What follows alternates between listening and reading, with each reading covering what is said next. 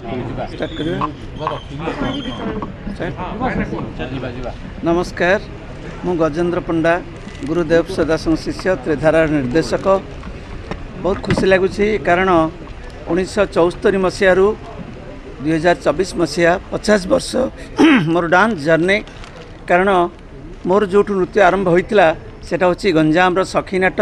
तेणु गंजाम माटीर पिला मु लोकनाथपुर शासन घर।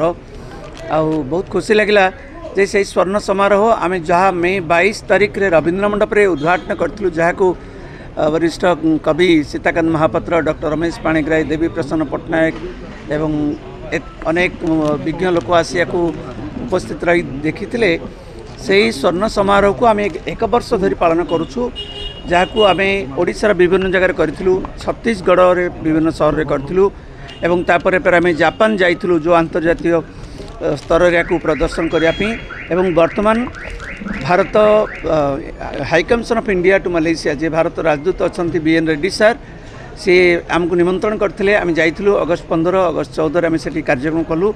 यहाँ गोटे स्वतंत्र कार्यक्रम, कारण जड़े शिल्पी को जड़े शिल्पीर कला को सम्मान दबा विदेश माटी आम बहुत गर्वर कथा। कारण मु तो नाच शिखिली 50 वर्ष, मु नाच करी नाच करके आगू जी से बड़ कथा नुहे। बड़ कथा हूँ जे ओडिशार 150 वर्षर गोटे नृत्य परंपरा जहाँ गंजाम प्रहलाद नाटक ताकू आम से परिवेशन कलु एवं हजार हजार संख्यार दर्शक स्टैंडिंग ओवेशन देले, आम प्रति सम्मान प्रदर्शन कले, आम कला को सम्मान देखेले। सर आम बहुत गर्वर कथा, गौरवर कथा। एवं भारत राजदूत मध्य से आमको संबर्धित करछंती।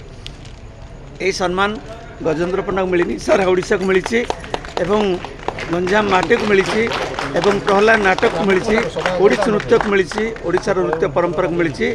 तेणु आम जगन्नाथ पाखरे एवं मो गुरु एवं समस्त वरिष्ठ पाखरे आम कृतज्ञ नमस्कार करछु। तांको आशीर्वाद रु आज यहाँ हो पारिछि। बहुत खुशीर कथा।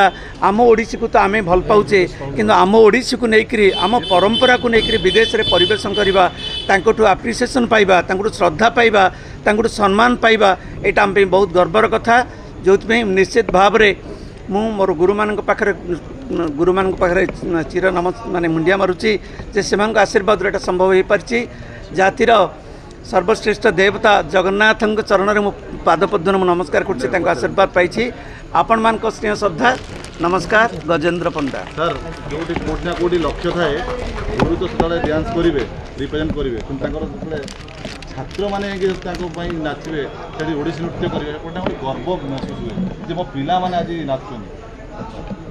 यहाँ गोटे बहुत भल कथा। कारण मो गुरु पाखु नाच शिखी मुझे शैली को प्रचार प्रसार करुली एवं मोठू शिखिकी मो शिष्य शिष्या एवं मोर कनिष्ठ पुत्र जे प्रभुतोष से माने शपथ नेले जे मु चाकरी करी मो जीवन रे केवल ओडिसी नृत्य को प्रचार प्रसार करने पल्ली ठारू दिल्ली पर्यंत ओडिशा ठारू अमेरिका पर्यंत से करेंगे। यहाँ गोटे बहुत बड़ कथा।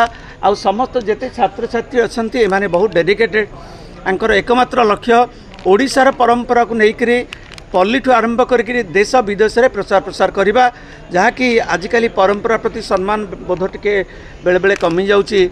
आमे सेटाको केबे भी प्रश्रय दौना, ना वेशभूषा ना नाचरे ना गीतरे ना संगीतरे। आपण माने जानिथिबे 150 वर्षर प्रहलाद नाटक जो परंपरा से ही परंपरा को अक्षुण्ण रखी तार वेशभूषा वाद्य संगीत नृत्य सबू जिनस को आम 50 वर्ष धरी गवेषणा कर कार्यक्रम करूँ। यहाँ निश्चित भाव में कहबी ओडिसी नृत्य जगत रे प्रथम प्रदर्शन होची प्रहलाद नाटक। या पूर्व के ना यहाँ हूँ गोटे इतिहास एवं ये जगन्नाथ आशीर्वाद गुरु आशीर्वाद एवं मो शिष्य शिष्य मान सहयोग आपण मान स्नेह श्रद्धा बहुत खुशी कथा। ता नहले दीर्घ 65 वर्ष धरी लोक चेष्टा कर पारनी, यहाँ हो पारिछि। कारण अनेक तो लोक नृत्य अच्छी, किंतु प्रहलाद नाटक परि गोटे दुर्मूल्य नृत्य जो थे कि नृत्य संगीत वाद्य सबू अत्यंत उच्च कोटीर ताकू आम से शैली को नहीं परिवेशन कर कौन से परिवर्तन करना। एवं यहाँ आउ थे कहीदिए ओडिसी नृत्य जगत में यहाँ हूँ प्रथम प्रदर्शन। नमस्कार, धन्यवाद।